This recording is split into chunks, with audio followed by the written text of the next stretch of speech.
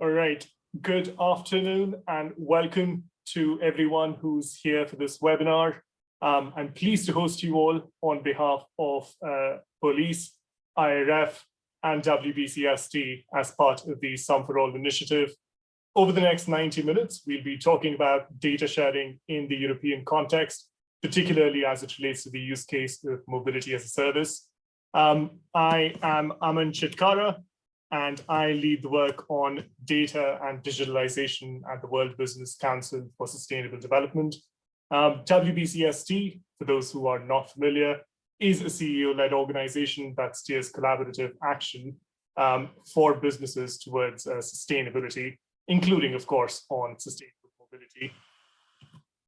Over the next 90 minutes, you'll hear from Karen and I, just to set a little bit of context around this webinar and talk about why this work was conceived and why we're here. Then we'll turn it over to our amazing panelists. We have quite a diverse array of speakers from business, from public sector, who will be talking a little bit about policy making for data sharing. But before that, let me turn it to Karen. Karen, as you might know, is the Secretary General of Police Network. She's been leading the organization for the last 8 years, before which she was the Research Director at Police. Before joining Police, she was also the Network Manager at Access Eurocities. So maybe over to you, Karen. Thank you, Aman, for the introduction, and also on my behalf, a good afternoon to everybody in the virtual room. So indeed, I am from POLIS, which is a European network of cities and regions working together on sustainable urban mobility and innovation. And POLIS is also one of the over 55 members of Sustainable Mobility for All, which is an alliance that is hosted by the World Bank, and it's bringing together a global coalition of public and private sector organizations in the field of transport. Now, Some for All is really harnessing the expertise of its members, and that way wants to think beyond paradigms, beyond existing paradigms at least, and offer new insights and support countries also in their efforts to achieve more sustainable mobility, including reaching ambitious climate targets. Now, the global roadmap of action towards sustainable mobility is an important outcome of this Some for All efforts, and it's offering a catalog of more than 180 policy measures to achieve more sustainable mobility. And Some for All members now have formed around 4 groups, which each have a mandate to get a better understanding on different areas that are emerging from this GRA. And those areas are data sharing, e-mobility, gender, and the transport energy nexus. Now, we are very happy today to share the first of 5 papers that will be coming out in the course of 2021 within this GRA in Action series. And the paper we will be talking about today is a collaborative effort between the World Business Council for Sustainable Development, the International Road Federation, and then the members or partners of Some for All. And it's building on the work on enabling data sharing of the World Business Council. And this work has been done or is being done within the framework of their Transforming Urban Mobility project. Now, this paper on data sharing is taking forward policy measures which are highlighted in the GRA, and that includes data sharing programs and platforms, establishing data protection regulations, standardizing data, developing data repositories and data collection guidelines, and last but definitely not least, using data to support decision-making, which will be an important part of the discussion today as well. Now, data sharing itself can then further also enable and enhance other policy measures that are highlighted in the GRA, just to name a few. For example, improving intermodal connections in transport hubs, ensuring an optimal level of vehicle availability and use, providing effective car sharing and bike sharing schemes, implementing mobility as a service, also the focus of today's discussion, and implementing ITS solutions for providing transport information. Now, without any further ado, let me hand over to Aman again, who will give you an overview of the key insights that are being shared in this particular report. And he's the big man behind this report, I must say. Aman, over to you again. Thank you. I'm not sure I deserve all that credit. I think this has been a multi-stakeholder initiative, and I'm really grateful to all of you as well who've contributed to the report and the authorship in one way or the other. So this report on sustainable mobility policymaking for data sharing is now available on Some for All's website, on WBCSD's website. So please feel free to go ahead and check it out. The report itself is a global study. It's use case agnostic and offers guidance to policymakers on how they can approach the topic of policymaking to enhance and support data sharing. However, we do recognize that mobility itself is hyperlocal. Policymakers need to adapt these policies based on local context, the needs of the mobility system, as well as what their economic goals might be. For that purpose, we've also included 10 odd case studies from around the globe that essentially allow policymakers to be able to tailor the policies based on their local needs. So as I was saying, it's been a comprehensive effort to move this report forward. We've assembled over 60 experts from around the globe to make this project a reality. Several members from the business, private, and non-profit world have contributed to the preparation of this report, and several other government organizations have also been a part of this report. Overall, we gathered feedback from roughly 43 organizations to get this to this stage. Talking about the report itself, so we believe that shared data will constitute the nervous system of future mobility systems. Data will enable multiple use cases in mobility. For example, reducing private vehicle ownership by essentially enabling multimodality and offering customers different options for their mobility needs. If we're thinking about 30-minute cities, we need to be able to have data for folks, where they're starting, where they're going, what different transportation options they have. If we're talking about improving asset utilization or efficiency of transportation systems, again, we need to be able to share data between public and private sector stakeholders. For MaaS specifically, it starts with, of course, sharing your location data, your banking data to essentially get ticketing done right, and to be able to kind of, figure out which transportation mode you need to take at the very minimum. But then, as we move into higher layers of integration within MaaS, then we're talking about, data sharing between multiple different mobility service providers for revenue sharing, revenue distribution, as well as, sharing of other data between these mobility service providers. So shared data will essentially be necessary to operate, regulate, and plan mobility systems of the future. Data by itself is not sufficient, but shared data will underpin more efficient transportation systems that are better for the environment and also improve customer experience. Now, data sharing can create significant value for multiple different stakeholders who are in one way or the other party to the data sharing collaborative. But beyond that, data sharing can also create value and conversely risks for the mobility system, and can also have economy-wide impacts. However, the true potential of data sharing is still unknown, as new applications, new technologies, and new methods of collecting and sharing data keep emerging. Mosaicing and merging of data from other sectors, I'm here thinking about health, education, etc., will also increase the value of data sharing. But speaking about the values and the risks from data sharing, it's absolutely essential to have some sort of policy in place to be essentially able to allocate or share this value between all the different stakeholders, and negate and minimize some of the risks that we talked about on the previous slide.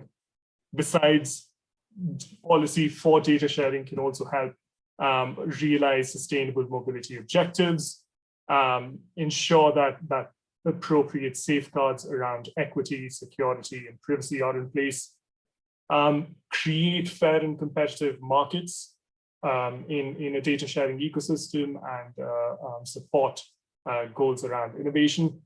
And of course, create significant economic value and create a labor pool that can essentially participate in this data economy.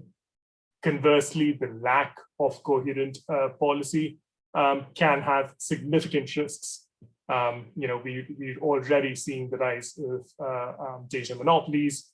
We're seeing increasing data divide between those who have access to applications or services that are built on data and those who do not. So policymaking is absolutely essential to increase that value and minimize this risk in a concerted way.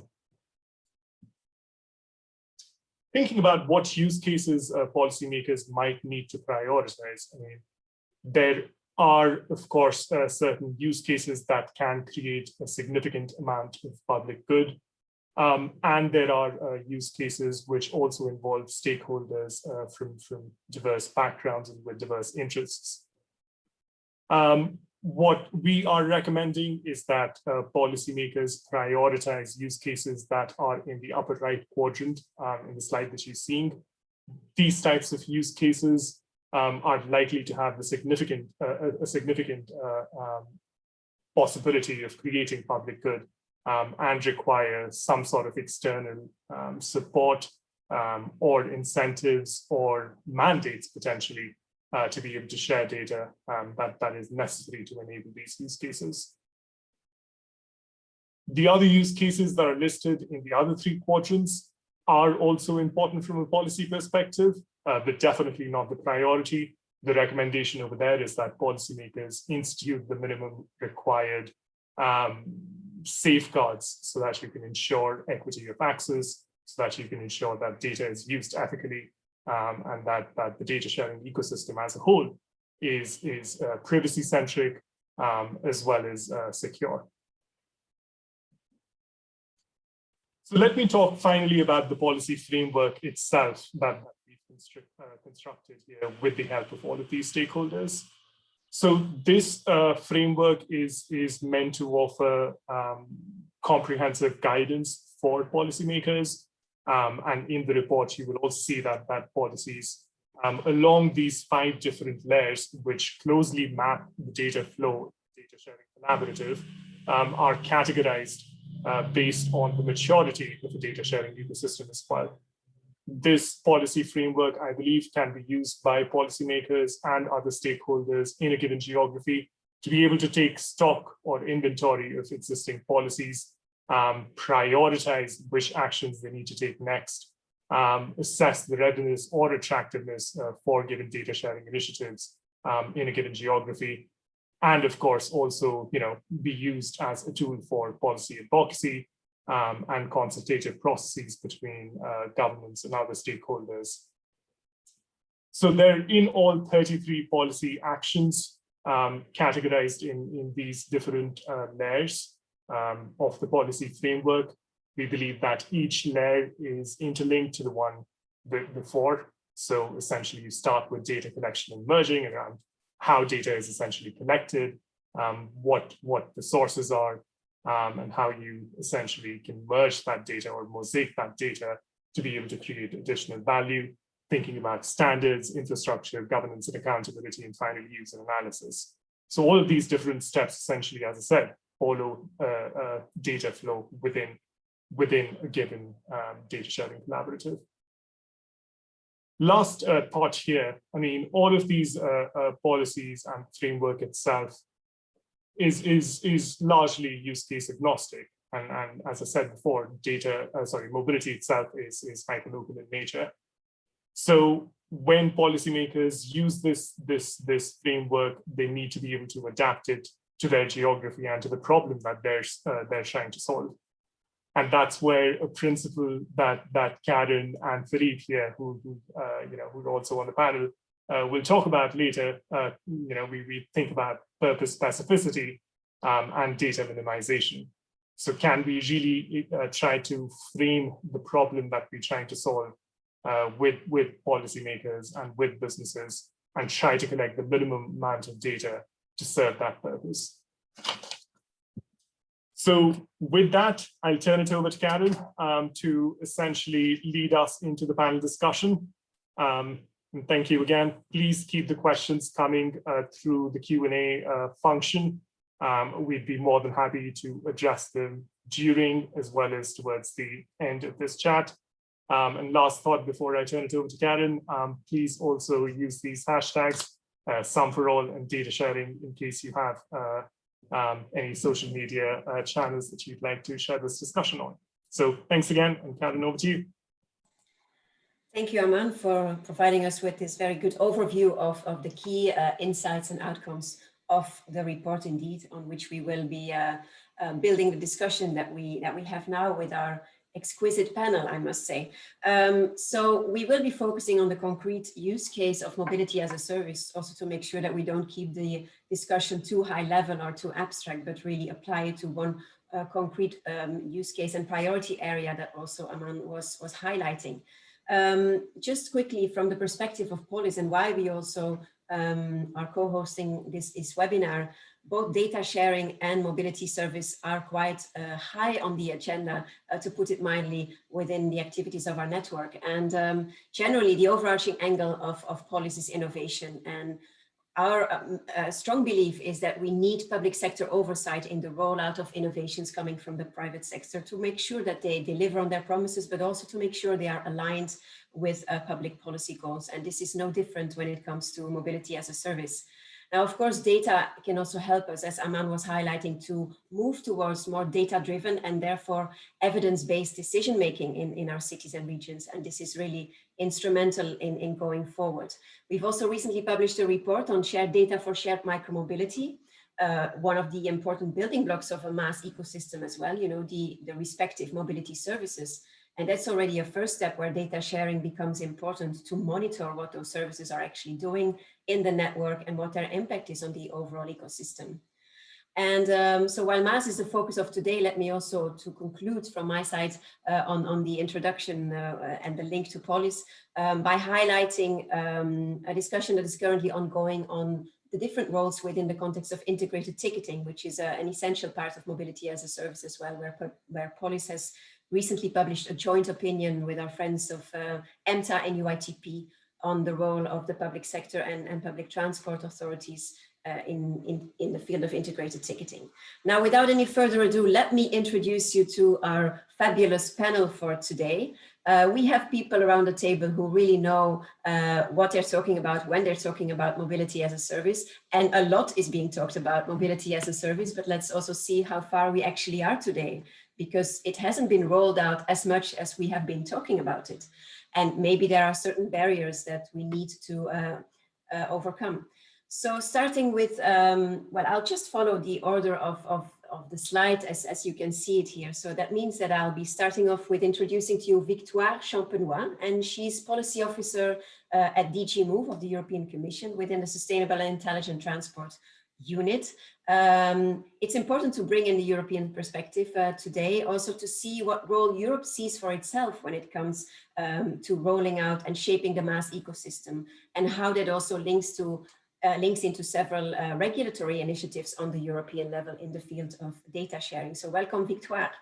Moving on to Philip Christ, he's advisor for innovation and foresight at the International Transport Forum of the OECD.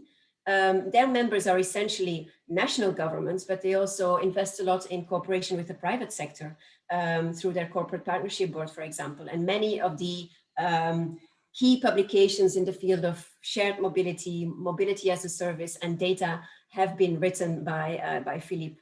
And with foresight in his title as well, we also expect him to tell us what is going to happen next.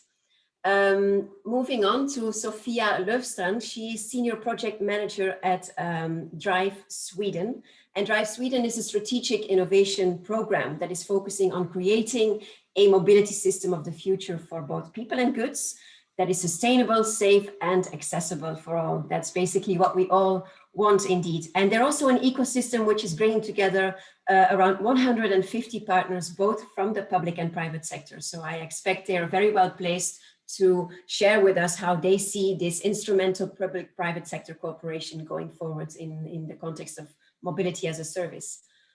Then very happy to introduce Vasco Mora, who is an advisor to the Deputy Mayor for Mobility and Safety of the City of Lisbon, and also a very active POLIS member. And I have to say that Vasco is one of the most knowledgeable people in the field of data when it comes to mobility data in cities and policies and principles around that. So we're very happy to have him with us today. And then last but not least, we also have Andy Taylor in the virtual room, and he's from Cubic, where he works as a Senior Director for Global Strategy and Transportation Systems. And so Cubic is a technology-driven, market-leading global provider of innovative transport solutions that reduce congestion and increase operational effectiveness and readiness. And they've also published a very interesting MaaS paper. And interestingly, because they represent the private sector, they very much highlight the need for public transport to be front and center in the conversation around MaaS. And they really advocate as well for a strong role of the public sector in the rollout of mobility as a service. And we can, of course, only welcome that from the POLIS perspective. So this is the full panel that we have lined up for you, and welcome to all panelists. Let's just dive right into the discussion, I would say. Maybe, yes, indeed, that's what I was going to ask, if you could stop sharing your screen. Thank you, Aman, so that we have our panelists all in front of us as if they would be all together in a room. And unfortunately, this is not happening just yet, but we'll be moving towards that future again as well, where we can actually meet in real life, I'm sure.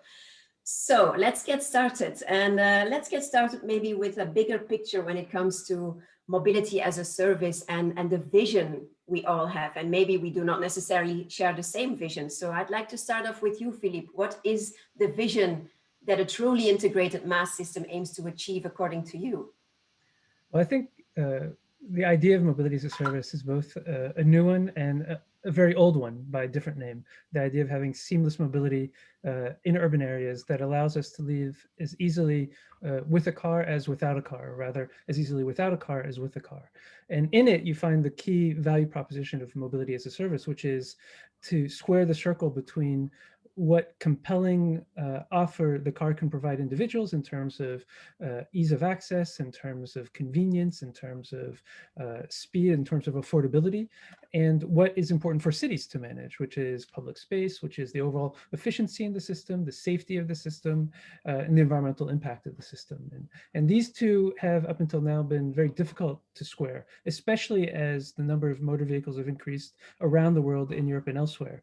And so the idea is to think of a way in which we can architecture the whole range of alternative offers that are based on public transport into an offer that takes what people want, which is to move from point A to point B as easily, as conveniently as possible. Now, a lot of that depends on a digital art infrastructure that was not there until very recently. But the idea itself has been there for quite a long time, the idea of seamless transport.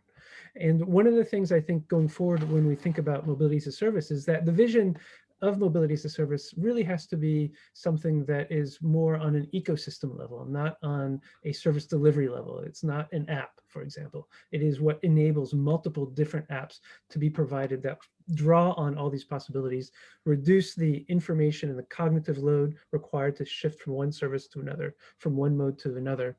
And that is the digital element that is one of the new elements that we have to work with mobility as a service. But there are these other points that we have to keep in mind, and they're also part of this vision. One is the sharing of operational data amongst different operators. So how do you have a service that's available when a train arrives, or have a service available at a bus stop? There's some operational linkages that have to take place. That's information, but it's also practice amongst different mobility operators. The information element, the information integration is something that the digital layer accounts for, but we also have the integration of tariffs and ticketing systems. And that is a heavy load to lift because we have very different systems in place for public transport and different forms of public transport. And many of the new services that are available that have come into our cities in very few years. And that is a point that is both a technical point, as Andy, I'm sure, can point out. There's some really difficult barriers to overcome there. And Cubic makes a lot of money trying to overcome those barriers. But there's also an institutional area that has to be aligned, and that is how we subsidize certain services and not others, and how do we realign these types of services in a global marketplace for trips in the city. And that's an institutional element. And finally, the last point that we now tend to forget about, but has always been there, and that is the physical integration. Because as you say, these services have to be delivered in a built environment. And as Aman pointed out, these built environments may be very different depending on whether they're in the suburbs or in the city center, whether they're in North America or in India.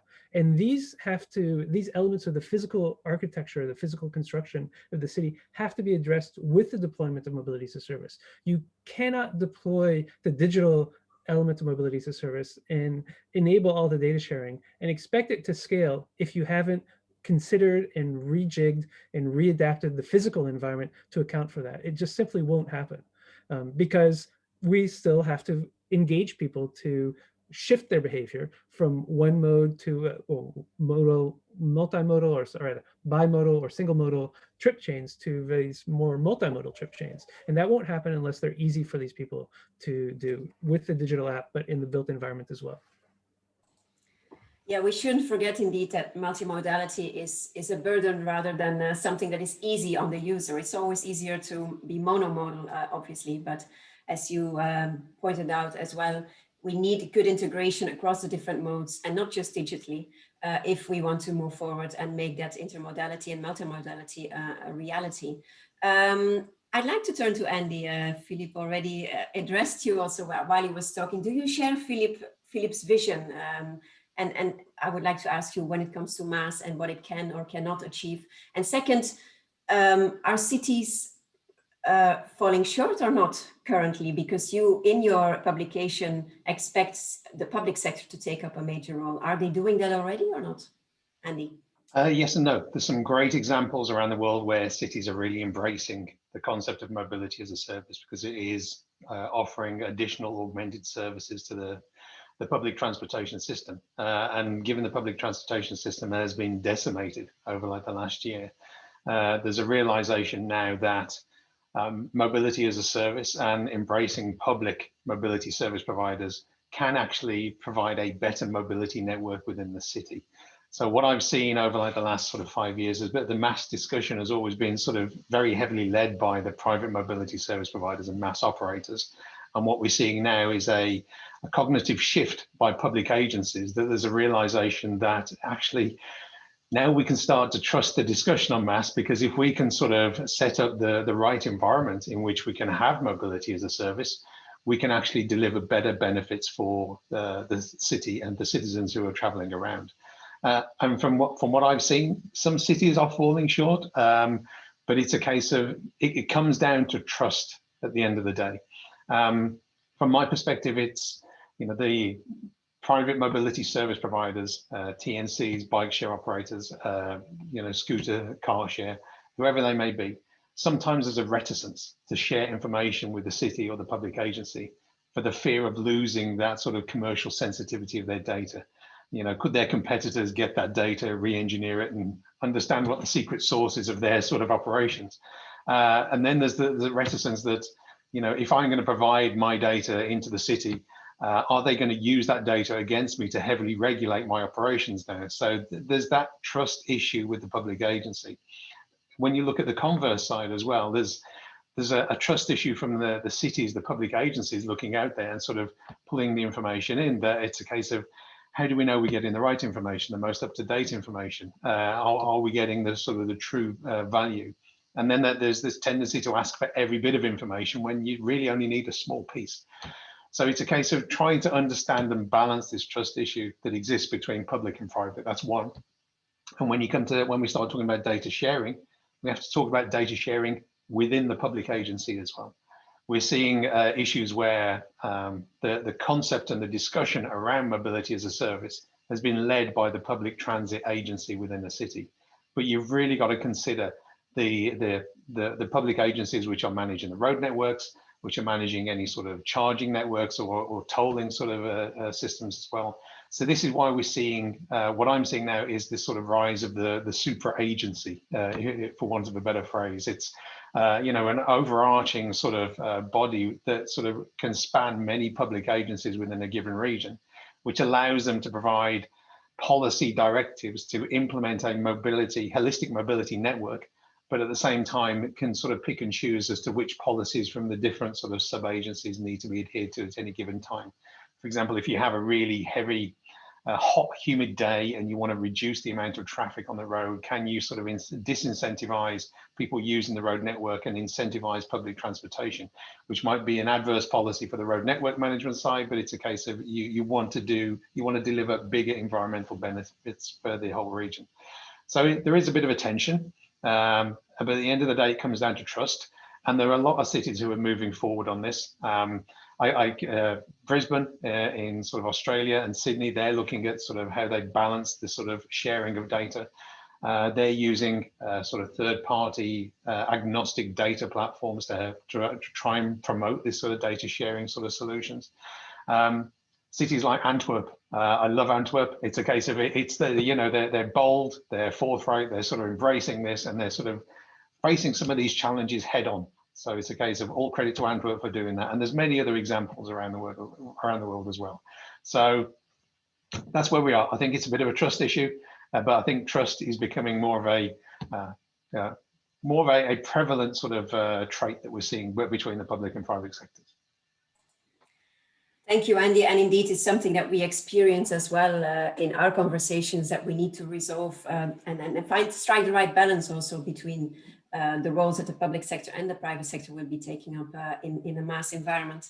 And it's also not just actually the lack of trust between those two, but also within the private sector itself, between the different competitors, I would say. They all want to be the ultimate MaaS app, but do not necessarily feel the need to integrate themselves into an application of one of their competitors. So I agree there are still many challenges to be resolved and addressed, but that's also why, amongst other reasons, we are here today, obviously. Not that we're going to solve everything, I don't have that ambition, but we can at least continue the conversation.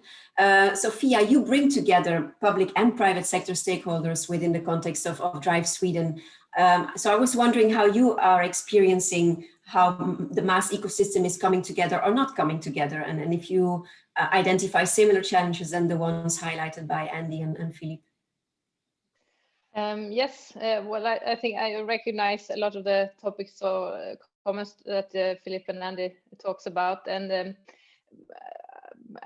in Drive Sweden, we try to get the public and the private companies, authorities and so on together to solve it together, because MaaS is going to be both, I think, public and private, and a mix of it, and the relationships in between. How you mentioned, Andy, that the city is part of the providing the solutions as well as regulating what can be there and act in the city. So it's a tricky relationship or a tricky role to take, I think. But I think that we have, of course, in Europe, in different countries of Europe, as in Sweden, a lot of either services that are tested in commercial terms or pilots that are running, and there are so many different topics to address, from the technical integration and the need for standardized ways of sharing data, just when it comes to actually just sharing information, but also for the ticketing and who should be allowed to sell what tickets, because of course we need the private carpool companies, because sometimes you need a car, and hopefully it can be electric, or but there needs to be that combination. So I think that these pilots that we're running are really bringing up the issues that are sometimes very related to a specific city or a country, but it can also be quite general in Europe. So lifting these pilots or activities within different cities, I think that it can, and kind of getting them together, I think that the European perspective, maybe it's possible to find some kind of I don't know, golden nuggets or some very good points that we can see as a common solutions for Europe. So I think that that's where we are today. We are addressing so many problems or challenges at once, and by helping each other a little bit more, I think that we can take a few more steps ahead.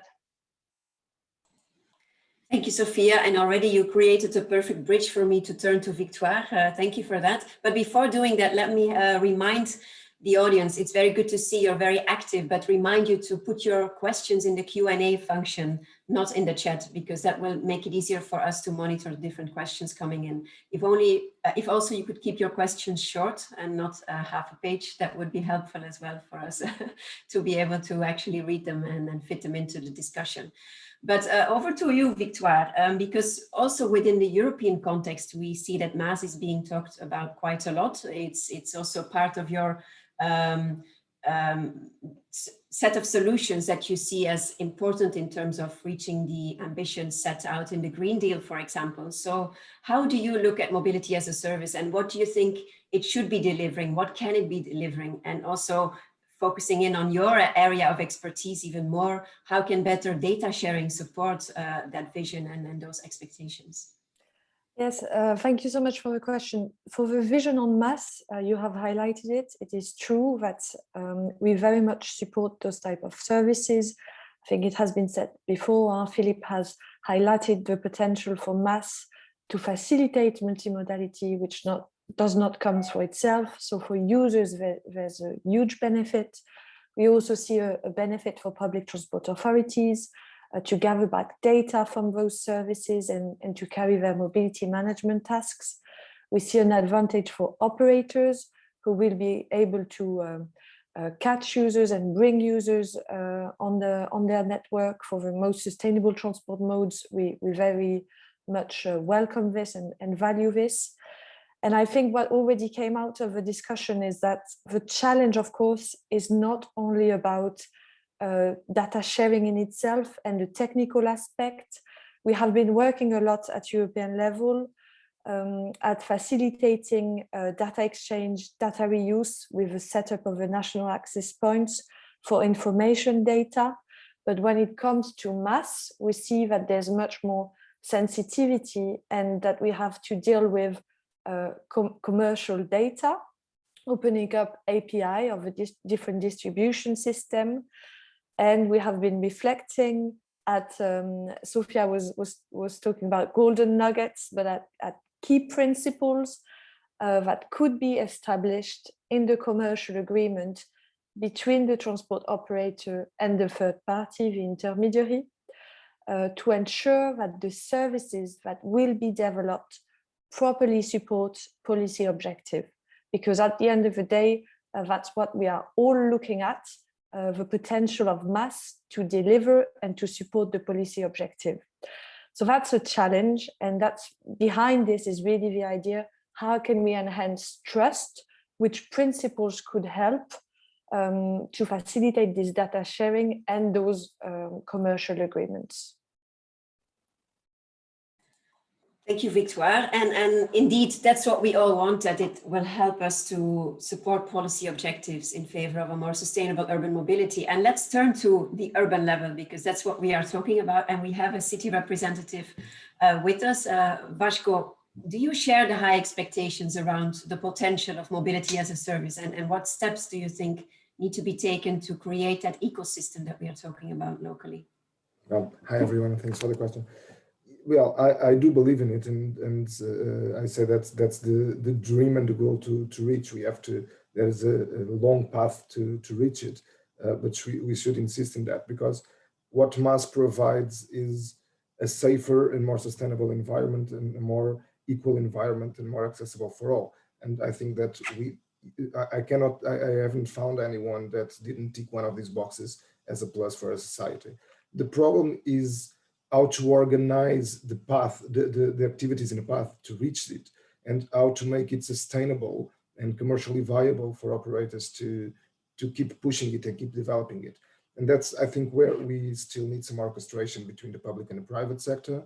That's where we need some standardization. We haven't talked about standards, but for MaaS, they are paramount important, because if we start developing, and Philip was saying that America might be different than India, but if we start developing siloed MaaS solutions, they will not scale up.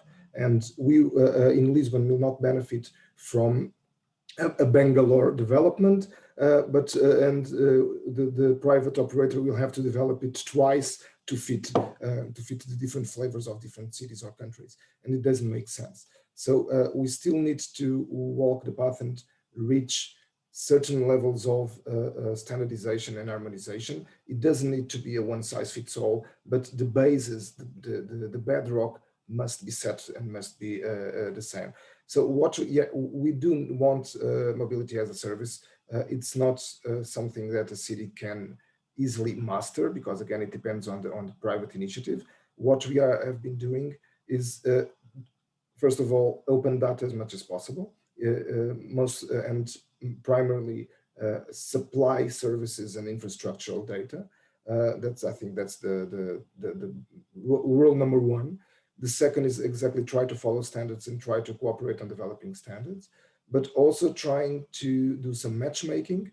We have some initiatives. One of them is called Smart Open Lisbon, to try to match startups with companies. So startups might have the solutions for companies that have some needs and some goals, and that has been proven quite. While it's a humble project, it have reached amazing results.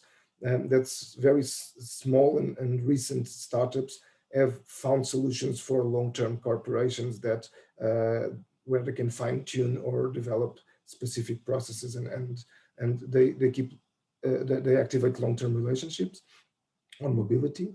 But I think the business model is the most difficult one to reach, because even if the data is available, one of the things that we believe is that, of course, private operators need to earn money. But we have to segregate, and that's something that we have been working on, the vendor. We have to segregate the commercial aspect and the operational aspect. One bus company might excel at operating and putting buses on services and running, but another company might excel at putting passengers on those buses. And if you can bundle these two, and we can give a small margin for the guy that runs the apps and runs the journey planners and puts the people on the buses, both will benefit. And that's what we call a win-win situation, is that we segregated the functions of getting the passenger, that someone as expert as a journey planner, someone is used to reach out for people to make the apps more live and more appealing. And the other guy that just runs buses, but does that on time, in clean, perfect conditions, sustainable conditions. How can we match that? And sum the parts without just saying that the operator must have a solution for every part of the business. In Lisbon, for instance, we have a very cheap monthly ticket that we developed 2 years ago. So nowadays we can travel in the city of Lisbon, each one of the cities of the region of Lisbon, for 30 euros, and in the metropolitan area for 40 euros a month, within all public transport, road, ferry, train, metro, whatever.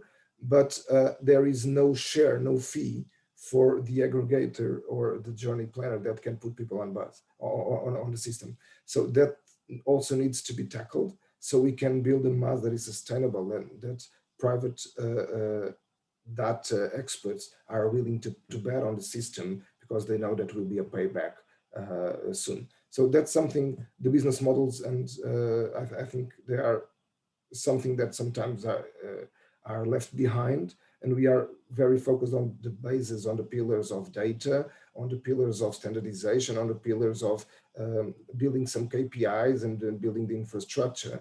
But then no one comes, and we have to run it for ourselves, and that doesn't make it as sustainable as it should. Thank you, Vasco. I'd like to stay with you, because coming back to a point that was raised by Philippe at the beginning, that we also need a building blocks from MaaS to be able to happen. That, of course, includes also the different mobility services that we want to offer through this MaaS ecosystem. And I think we can all agree that public transport should be the backbone of a sustainable urban mobility ecosystem. But we've also seen many new mobility services pop up and sometimes overnight, literally, in our cities over the past years. And I know that Lisbon has been investing a lot also in establishing good relationships with those services and setting the right framework conditions and rules as well for them to comply with.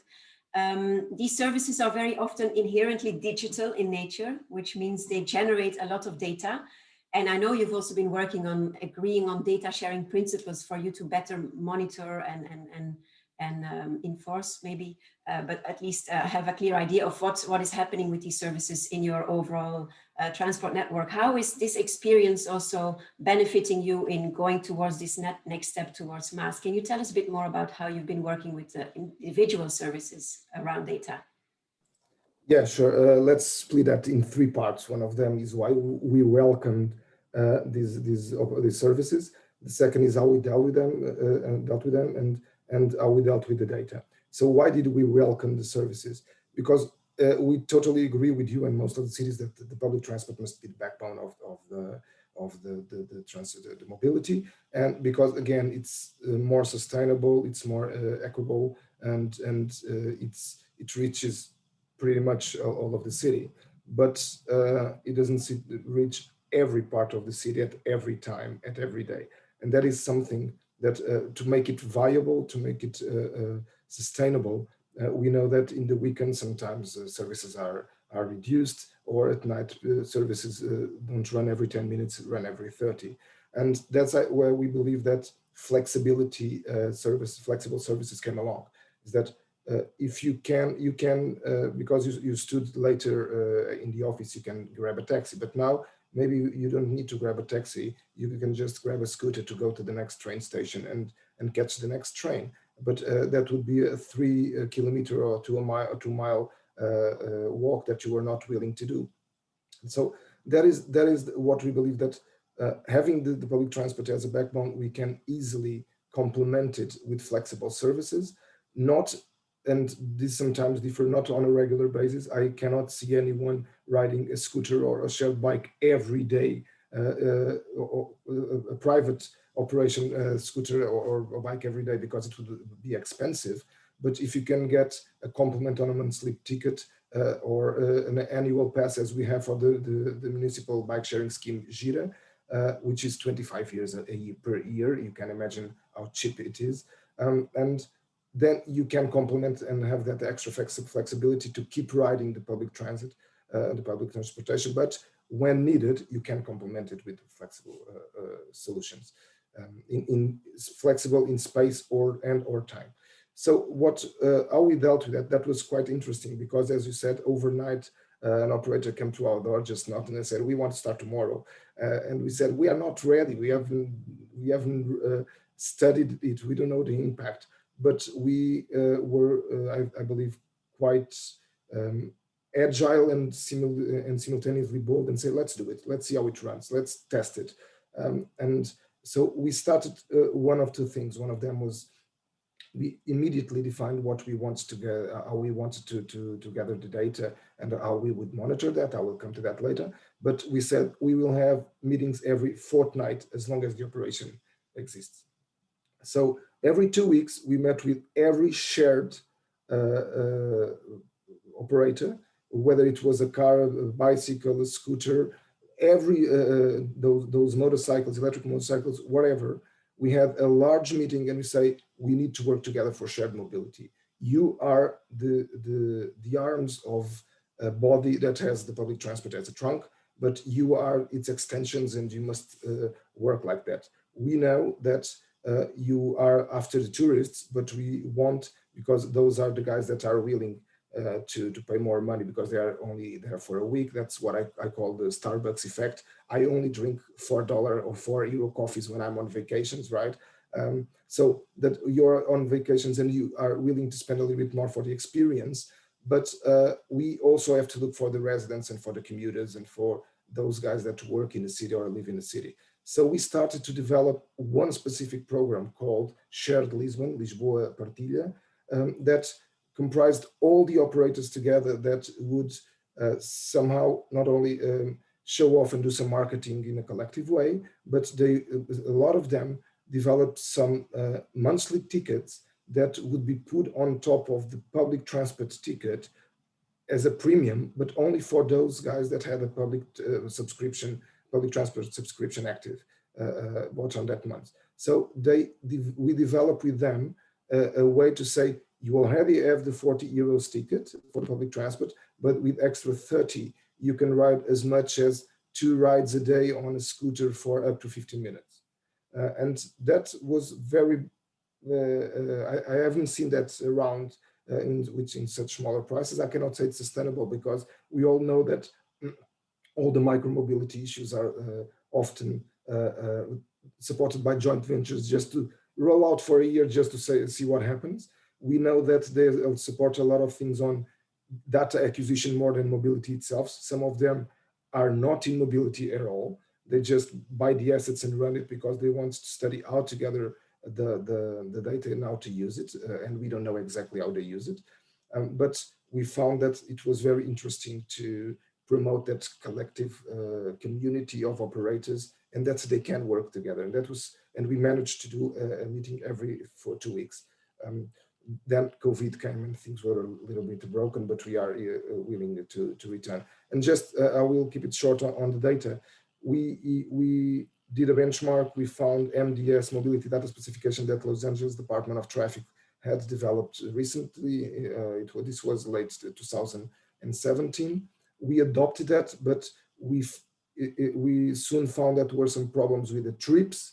So we started focus on the parking, that there was no problems with the privacy problems with the parking. We focus on the parking. We developed a lot of use cases. We developed a lot of KPIs. We developed a solution on open source that we have been running for the last 2 years.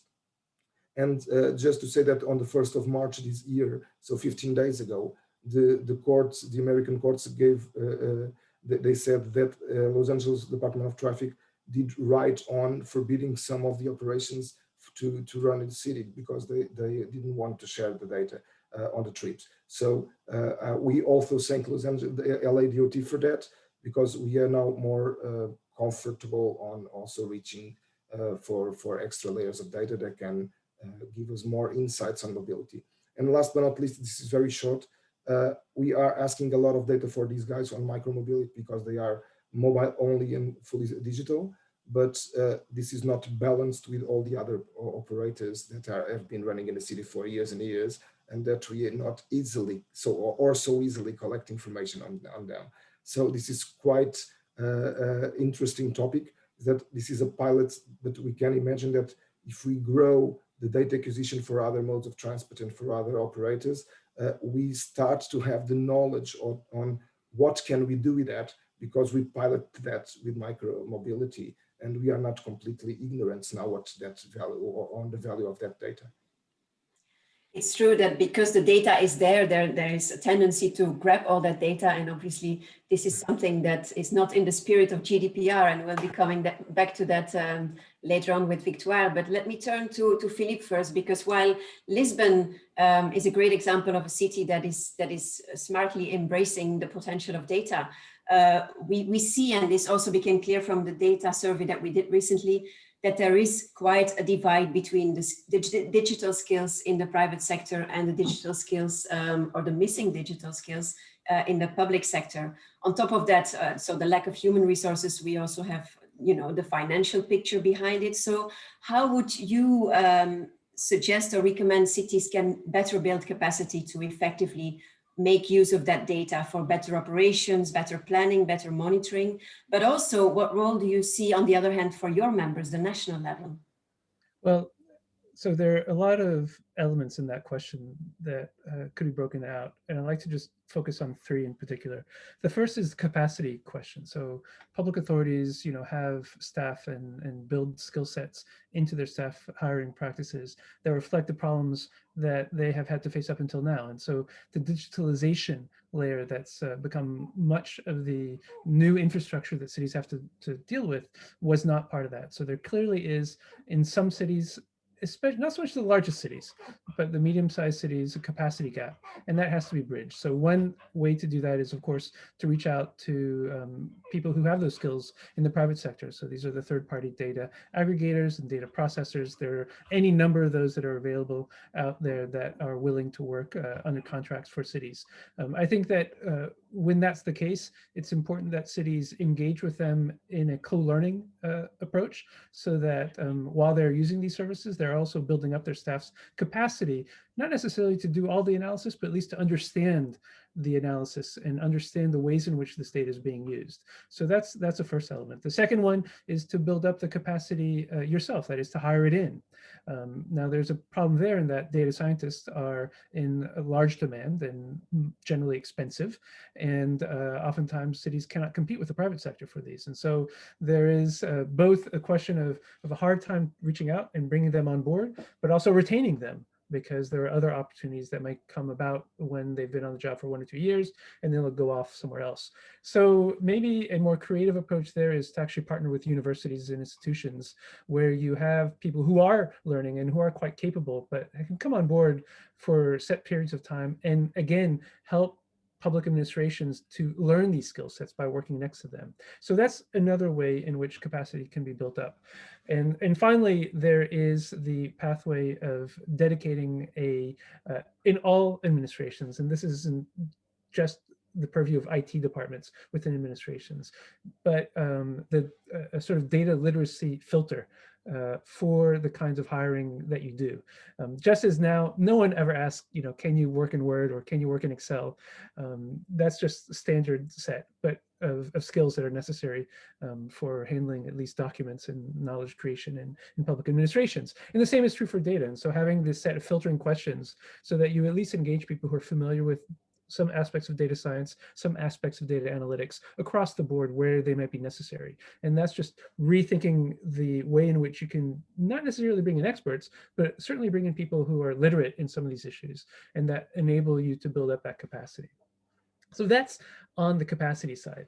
But I think we really have to think about what is the data relationship that cities need, or what is the data object rather that cities need to address. And I think there's really two things going on here.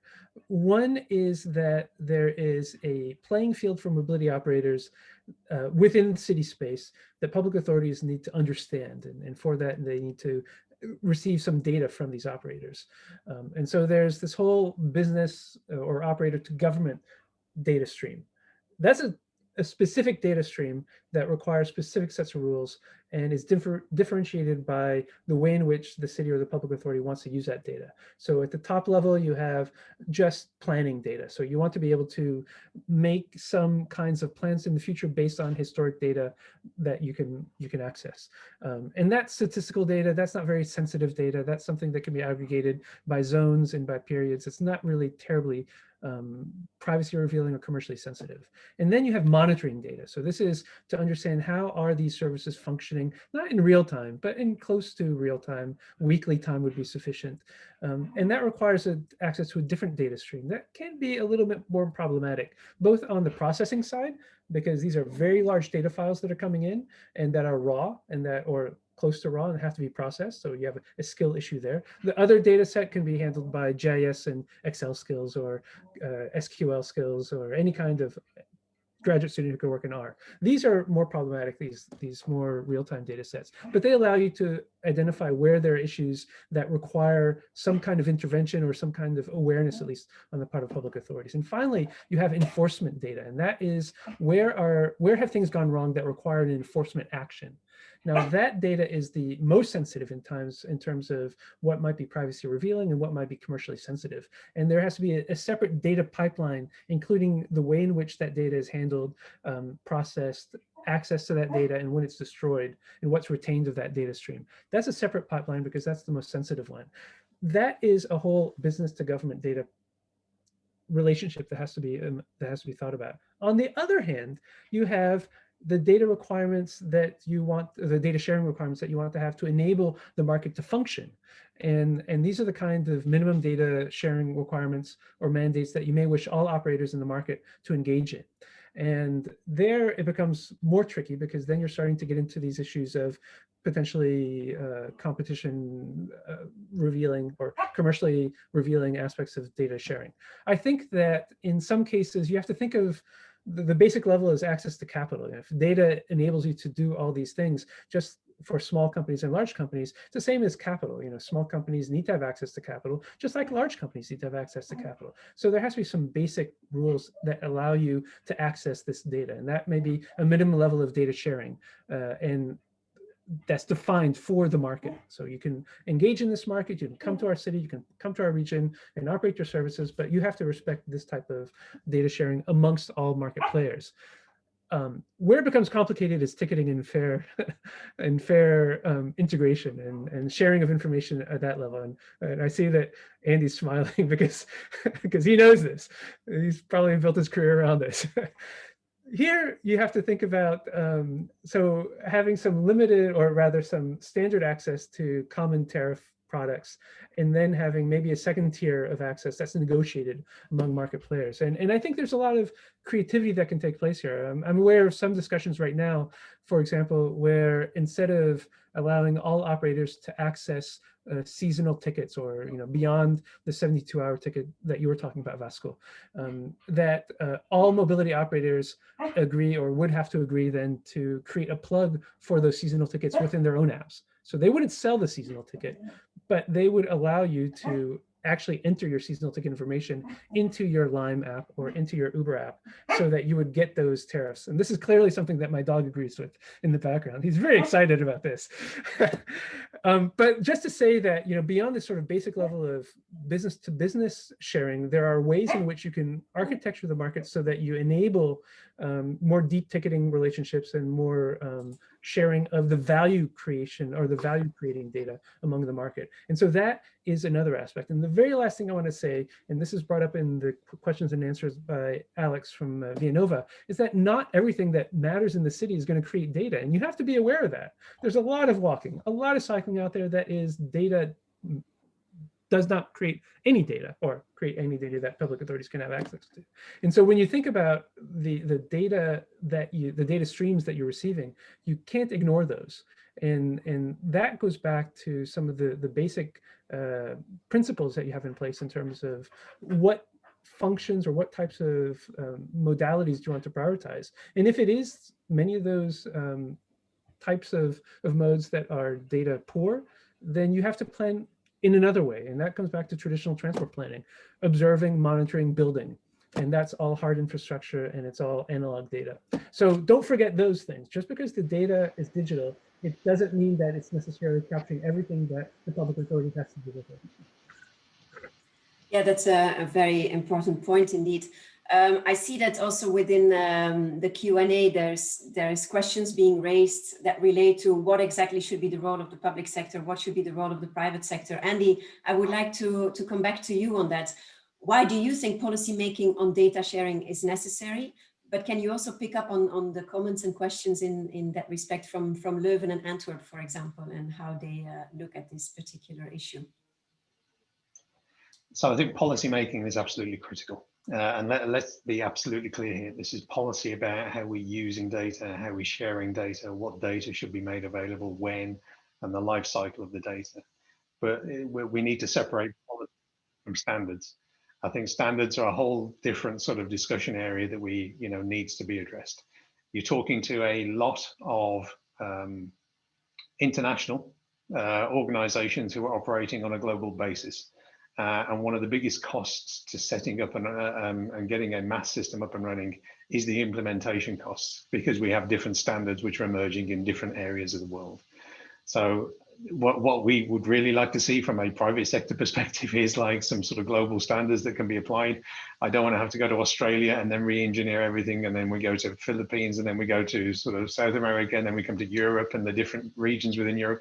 It's a case of, standards are critical, but policy about how we share data is also very sort of needy. When we come to the roles and responsibilities, just to be absolutely clear here, I think the POLIS, EMTA, and UITP paper really addressed the critical issue that I see, that the public agencies need to be responsible for orchestrating and creating the MaaS ecosystem. They do not necessarily have to run it, but they should be the one responsible for being able to create that ecosystem so that MaaS can thrive in the first place. They may actually want to go on and become a MaaS operator themselves, and they will be able to sort of provide and resell sort of the different multimodal options that exist within the city, but they're the ones who should be orchestrating. And when I say orchestrating, it's about how they're defining the policy for where the different MaaS operators or mobility service providers can sort of execute their operations within a city if they want to go that far. But they have the burden of delivering equitable services and equitable policy for every citizen within the region. The transportation network is one of the most critical networks within the city. So you can't have private mobility service providers coming in and sort of disrupting that in any way. So that's why public agencies definitely need to be the orchestrator for mobility as a service systems. There are good examples where the city has basically stood up and said, okay, we want to do mobility as a service, and this is how we're going to do it. I always use the prime examples of Brisbane and Sydney. Sydney has basically, created an environment, an open data exchange, their open data portal anybody can sort of use. And that acts as a conduit for providing data to all of the different mobility service providers so they can access. And then Transport for New South Wales has basically said, go at it. Let's try and build some sort of MaaS functions out here. Let's see what succeeds. And they put some seed money behind it to try and sort of promote it. Whereas Brisbane's looking at it from a different perspective. They understand the necessity to control and regulate some of the private mobility operations, because they want to be able to sort of define some of the policies more than anything else. They want to be able to define where and when the mobility service providers can operate. They want to try and manage congestion or the environmental impact through better regulation of these private entities. So you have opposite ends of the scale here. We've yet to see which is the most optimum, but I'm betting if I was a betting man, it's the public agencies and them taking responsibility for creating a MaaS ecosystem is absolutely critical. And I think that the final point is when you come down to the business model.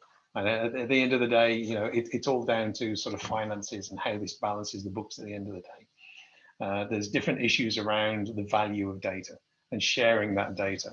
There's a lot of cost in the creation of data, but there's also a lot of cost in the management, the storage, the sharing, the security. All of those costs have got to be covered somewhere. So we really have to put the business model for mobility as a service under the microscope.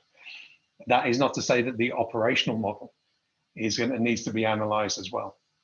We need to understand who's responsible for what, who's going to be sort of leading the charge in a given environment. The operational model and the business model are two very separate sort of entities which both need to be analysed. And I think there's lots of places who are sort of looking at this now. They're trying different models, and we will see fairly soon, hopefully, which ones sustain and which ones sort of fall by the wayside. And even the ones which sort of fail, we can learn from that. And we can sort of go back and look at the business models again and make sure that there's value creation for all of the participants. I always use the analogy, it's a case of a rising tide floats all boats. So it's a case of if the public agency is sort of responsible for this and the private mobility service providers can back that public agency, I think everybody will win. The private mobility service providers might not get their return on investment as quick as they were hoping, but they can get a foothold and they can work with the public agency to deliver some of the benefits that mobility as a service has promised. Thank you, Andy. I agree with what you're saying, and this orchestration is indeed the key thing that needs to come from the public sector. Sophia, how do you see the MaaS ecosystem evolve in Sweden? Is it the public sector taking the lead? Is it the private sector? Is it the perfect balance between the two? Building on what Andy has just said and the way he looks at it, do you see MaaS emerging in that direction? Well, I think we have a tradition of liking the collaboration in Sweden in different projects, but so with private and public and researchers, etc. So we'd like to set up projects and test things, but we need to also take them to the next step and implement and see what can work in reality when it's not subsidized and when it's not supported by the safety of a project. So I think that's where a lot of it is at the moment, that of course we need to test a lot of more new things, but we also need to implement and to make it commercial, kind of, with or without support. But I think that with this data sharing question, I come back to the roles of the different partners or in this ecosystem, that we want MaaS because it's a better user resource, it's better for the environment, basically, with less stress on the transport system. At least that's the goal. So if a city or authorities take the responsibility that they need to protect their citizens from air pollution, from spending too much in congested areas or stuck in traffic, then this balance between the companies, either public or private, are bringing the solutions can be a kind of a dance. So if we see, for example, in the projects that we're doing, that we need to have a more push for actually employers in the region to take a responsibility or interest in how the people commute to work. So if they can offer better options, instead of offering a company car, they can offer company mobility. Maybe it's a subsidy or providing some part of the monthly fee ticket to the public transport or to a MaaS service. This needs to be done easily. So we need to be able to resell the right tickets from the public transport to the companies or to the private users. So I think that these cases, we can bring up a lot of different examples when it comes to policy and when it comes to how to collaborate and what tickets to sell, what data to share, how would it actually improve the situation? What do we think it will enable when it comes to more shared mobility? And if we have proof of this, as we want to be evidence-based, then this is a really good topic. Who would not accept that this development goes forward? And I think we have to come to those specific, when we have those specific examples that we bring up and we get stuck, we can take them on and kind of push them forward.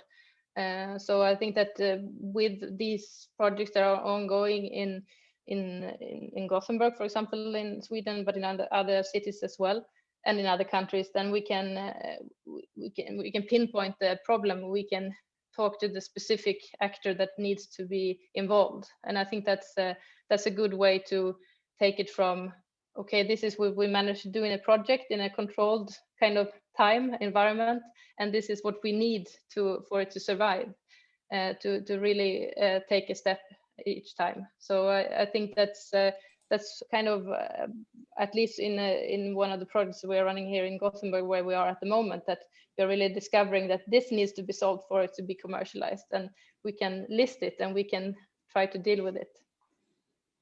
Yeah, and the target group of related to commuter traffic, so the companies, the employers, indeed can be very important in creating that business model, but also in tackling one of the most challenging types of congestion, that is the incoming commuter traffic in our cities, which is creating a heavy burden. And then I'm talking about the car traffic, not the sustainable commuting traffic. But if we just take a step back also and look again at the issues that have been mentioned by several of you, there was the issue of trust, for example. There's a cooperation between different levels of governance. There is the key issue of public-private sector cooperation. I'm wondering, Victoire, what is the role of Europe in all this? Can you help in building that trust, for example? There's a lot of data legislation on the European level already that is out there. How does this link into mobility data in particular and the MaaS context specifically? Can you help us find our way through that labyrinth of data legislation that is out there? And there is also a question, let me link that to a question as well, on the role of national access points in Europe. Maybe you can also pick up on that question in your answer. Yes, absolutely. So first of all, I will start with a general level, and you have highlighted that we have several horizontal legislation that have an impact on how data will be shared and reused in the mobility sector. So you have, of course, the GDPR requirements, which is a key pillar for us in terms of privacy for data sharing, that it has to be in an anonymized, aggregated manner.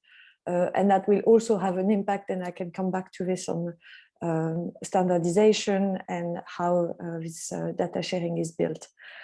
So you have, of course, the GDPR. Then in the lead, DG Connect are also currently developing initiative on the Data Governance Act, where they are specifically looking at the governance aspects for data sharing, and in particular, as has been announced in the data strategy, the creation of ecosystem and a market for data sharing across key sectors of the economy, and the building of what they have called data spaces, including a mobility data space. And I can come back on this when I touch also on the sectorial aspect. I just wanted to mention also that for MaaS in particular, for this specific use case, there are other initiatives such as the Digital Markets Act, looking specifically at the power of platforms that establish themselves as gatekeepers, where you have all the competition aspects that are being tackled, and this is currently also being discussed will be discussed in co-decision. Then you also have at sectorial level in the mobility sector, we are of course trying to build a mobility data space. And it's particularly challenging because we are defining common technical rules to facilitate access to data. We were talking a lot earlier about standardization, but it can also be about common rules related to the quality of the data that you can access and reuse. Also in terms of rules on metadata that are quite important, that will need to be harmonized in this mobility data space. The challenge is, of course, and Philip was describing it very well, that we are talking about very different types of data in the mobility sector. When you talk about freight data, enforcement data, ticketing data, the governance is completely different. The commercial sensitivity or the public sensitivity is completely different on this different type of data. So this is a bit the challenge that we will need to address. To which extent can we harmonize the rules for data access, licenses, and governance around the mobility sector?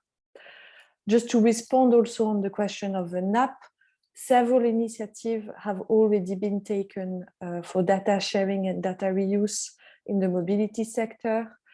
For freight, I think, for example, of the Digital Transport and Logistics Forum, and for ITS and MaaS in particular, as you have highlighted, we have established through legislation national access points. And we are also in the process of trying to coordinate further the different access points of the different delegated regulation of the ITS directive through a NAP coordination mechanism, where the different member states come together to think about common rules in terms of the licenses for data, but also, as I was mentioning, in terms of metadata and standards. And this national access point coordination mechanism will be a key building block of the mobility data space. So the challenge really for us is to try and ensure consistency with, on the one hand, the overall framework, while building adequate rules and building up on what has been already and is already working in the different sectors actually of the mobility and transport sector. And maybe if you allow me also a final word on standardization, because Vasco was mentioning MDS, and I also want to highlight and promote a bit the work that we are doing at European level. because as you know, in the delegated regulation, we are also very much promoting certain standards that we are also funding. And there is very much also of a strategic challenge in terms of the development of the standards by the SEN. And we are currently financing a project which is called Data for PT, Data for Public Transport, where we are promoting in different pilot regions in Europe the takeoff of Transmodel, so the NETEX and series standards that are prescribed also in legislation. So I think there's, and listening also to what Vasco was saying, there is also, you see at the local level, a need also for us to be aware of what is being done and avoid duplication, and that we don't ask twice to operator to provide data once to the national access point, once to the city in a different standards and following different rules. So that's quite challenging, and I hope I was able to synthesize it, but it requires further work, as you have understood as well. Thanks a lot, Victoire, for providing us with this overview. Philippe, is that a raised hand? Yes, you would like to react to that? I just want to pick up on something that Victoire said and that Vasco was talking about earlier, and that's on the way in which we approach the harmonization of different standards and different syntaxes out there. I think it's very early in the game to have some convergence on a specific standard or a syntax. At the same time, it's important to provide some kind of certainty as to what those data standards or data syntaxes should cover. And so I think it makes sense when we think about data syntaxes in terms of, we should think about in terms of functional outcomes that the syntaxes should be able to deliver. So it should be able to provide information on ticketing. It should be able to provide information on where assets are. It should be able to provide information on identity of operators in the system. And thinking about that functional architecture first, and then seeing which standards can conform or can be made to conform to that functional architecture may be a better way going forward. And early on, picking a standard that may be suboptimal in the long run. And I think that's important because we see a lot of activity in this area. So there's MDS, there's well, NETEX and Siri have been around for a long time. And the Transmodel has been around for a long time. But we have MDS, we have GTFS, which is more of a reporting type of standard. We have GBFS, which is for the bike share and point-to-point scooter share. And we have emerging standards like the one that's being developed by the city of Amsterdam and a few other Dutch cities, the CDSM standard. All of these are important and address specific issues that might be part of a final data syntax architecture at some point in the future. But to close down early on and create a system that isn't set to evolve easily in the future is maybe a difficult proposition. So I would plead for a functional approach to the standardization question at this time, where a number of different standards could also achieve this functionality or adhere or respect this functionality before we get to one or two final standards. A final point is that cities also here have a specific, or public authorities and regions and cities have a real empowering role because they can set a reference architecture or a reference standard that they wish operators to adhere to. And if you come with a different standard, then you have to come with your plugs. You have to come with a way in which your standard can function with the city's preferred reference standard. So without having to close the system down, cities can make a decision on the kind of functionalities they want to see in a data syntax or a data standard, and then push it out to those operators who want to engage with them and say, okay, this is what we need. If you have something better that can still meet these functionalities, then come to us with that. We don't need you to have this, but this is our preferred model for the way in which we're going to communicate with operators. So I think it's important to keep that openness in the system, close down the functionality, but keep the technical openness going forward. Thanks for sharing that and also challenging the need for standardization at this stage of the process. I'll give the final words before we conclude this discussion to Vasco, who also wanted to react, I think, in particular to Philippe's statement just now. And Victoire, yeah, thank you, Ken. Well, three things very, very shortly. One of them, I totally agree with Philippe that we should focus on the functionalities. And I think let's start on the code book, on the road. When we say that, let's think about the use cases, let's think about the KPIs, and then let's find out what is the technology and the structure, the information structure that can supply that. And we have not agreed yet on a list of 10 KPIs that cities should have for managing micromobility, more overall the mobility. So I think that we should start on finding the commonalities and the differences prior to start coding and doing the hard work on the technical part. That's for sure. But when you say about standards, we are all talking in English, and that's a standard. I don't know how many of us are English, and we pick that up because that was a commonality between us.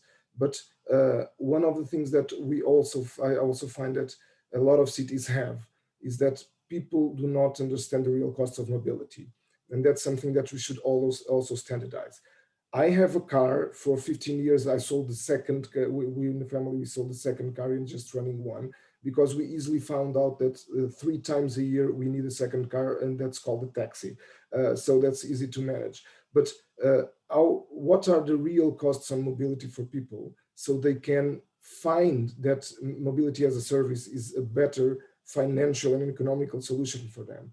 And everything is split in parts. So we have the insurance, which is a part, we have the maintenance, we have the fuel, we have the acquisition cost, we have the every now and then taxes, and it would be amazing that just to be able to standardize a single month's mobility, so we can compete. And I'm calling, for instance, WIM in the north of Europe said, I can have a solution, a multi-model solution for 500 euros a month. And everyone was saying, what, that's too much. No, it's not. And that's the problem. That's quite cheap. And it would be cheap, and picking on Sophia's, that would even be very cheap for companies and for corporations that pay 1,000 euros just for the car, plus the tolls, plus the fuel, plus the maintenance, plus whatever, for the parking space. And we have not also found a way to compare things and to be able to sum it up to say it's also financially better, and maybe it doesn't need to cost 500, it can cost 600 and make it more sustainable. So I think that that would also be a standardization, something that we can, how can we put all the bills on mobility in the same place so we can compare things? And when we talk about MaaS, we have to, in the end, for the city, it's a dream, but we have to figure out that it's a business, and it must be run as a business for people to be able to sustain it over time and to deliver also the better city, the better society, but to keep running it on the next day. Otherwise, that will be a crash on the system. The pandemic built a crash, but also brings something marvelous for us that we found. I start hearing birds in my street because there was no cars. The air smelled different. And that's now a benchmark. That's something that we want to reach out for. How can we do it? MaaS, I think it's part of the solution for sure. Thank you, Vasco. And indeed, the cost is relative. And if you want MaaS to become successful, for sure, it will be very important to finally factor in the real costs of the car to society and start internalizing those external costs and bring out the sticks, I would say. So let's conclude here, because we are approaching the end of our session, and I would still like to give the floor back to Aman for a number of concluding words and also highlighting the next steps. So thanks a lot to my panel. You were great, very insightful interventions, and also thank you, audience, for being so active and interactive. So that was also very helpful for us to further steer the discussion. So over to you, Aman, for the final words. I think I keep forgetting to unmute myself, but no, thank you so much to all of you for this wonderful discussion. I really, again, appreciate your time and insights. I see that we have about 30 odd questions in here, so we will route these questions to the panelists so that they can respond to you individually, and you can have that discussion offline. If there are any other questions pertaining to the report itself, please feel free to direct them to me. I've shared my email here as well as the email to the Secretariat. So again, we'd appreciate to keep the conversation going. Last, I do want to talk a little bit about next steps. So I think this has become amply clear through the discussion itself, that once you get to the meaty issues, say around ticketing or something else, it's only once you target those specific questions in a given context are you really able to move forward and provide some tangible guidance. The objective of this particular piece of report was to provide some tangible guidance and framework, but we would love to partner with you all, and take this forward. For that effect, we are seeking out champions in the business sector, in the government sector, and other organizations as well who are present here, to be really able to implement and test out some of these solutions in the local context. We are working, again, with a bunch of different organizations through who we are trying to keep an angle or keep our sights on replicating and scaling these solutions. So again, we understand that a lot of work has been done already, and we are keen on building on that work and essentially trying to move towards scaling and replicating the true vision of MaaS as has been articulated by some of our panelists here. So again, thanks all. We will close here. I realize we are on time. So appreciate your time, appreciate your insights, and we'll look forward to connecting with you all at another instance. Thank you. Thank you all. Bye-bye.